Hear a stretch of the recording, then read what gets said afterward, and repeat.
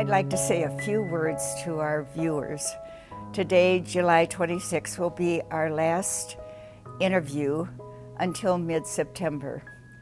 Since October until today, when we interview the former prioress from 48 years ago and the current prioress from the year 2016, we have interviewed 66 sisters.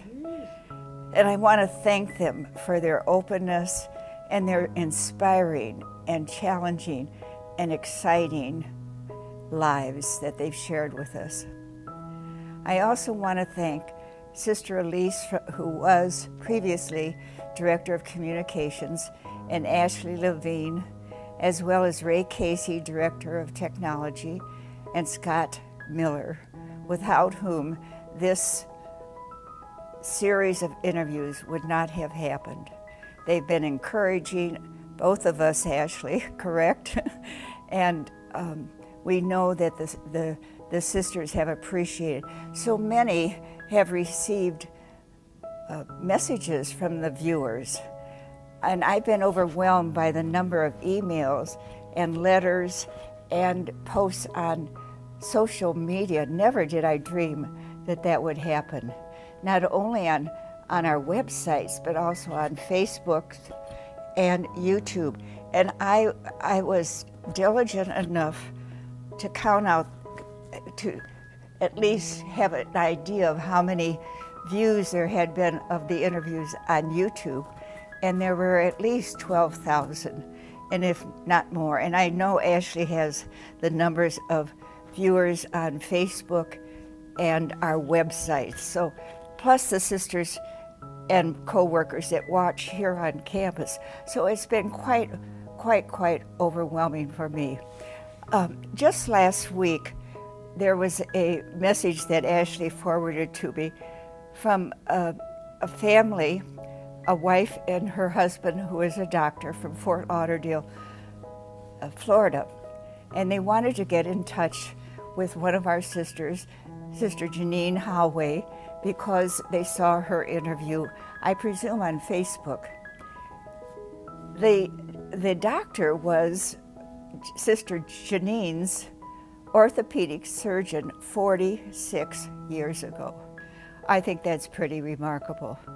Another on YouTube, there was a response about Sister Therese Nightingale, what a wonderful person she was and what an impact she had made on a person's life. And Amy Palmer, our Director of Development, excuse me, Amy, I know very well you're the Director of Development, has started sending the interviews of the sisters who are mentioned in donation letters or messages that she gets from donors. And recently there was one from a graduate of Dominican high school, and she said she was so moved and has remembered all the lessons she learned and has passed on those lessons to her 5 daughters who were also graduates of Dominican High. And the 2 sisters who are living are Sister Charles Thomas, known to us as Sister Pat O'Reilly, and Sister Ann Pauline, known to us as Sister Mary Margaret Bay, or as we love to call her, Sis Bay. But I'd like to end with this by saying, out of the blue, a gentleman by the name of Charles Van Fleet wrote an incredible message, and I believe that was on Facebook or on our website. And if I may, I'd like to read a few of those words. He said he had our sisters in the 1st to 8th grade in Maybe and in Deerfield, Michigan. And he's been enlightened to hear the sisters' stories. Back in the 50s and 60s, he said, the sisters were hidden behind closed blinds and curtains. There was an expected and accepted mystery about their lives.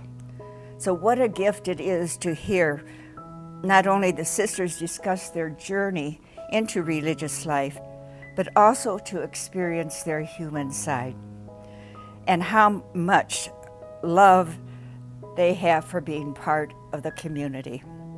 It is so good to hear what the sisters have done after Vatican II and what good work the Adrian Dominican sisters have done and continue to do today. Some of you here on campus especially will remember Lisa Perrin.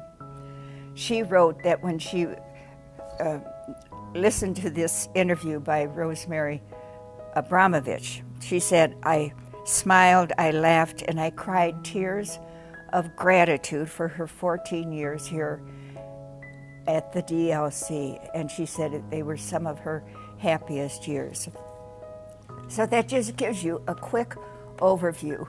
And the sisters are so grateful to hear from the former students and from their family and from their friends that they haven't heard from in such a long time. So thank you, viewers. And if you have any specific sister who you would like to hear their story, please let me know.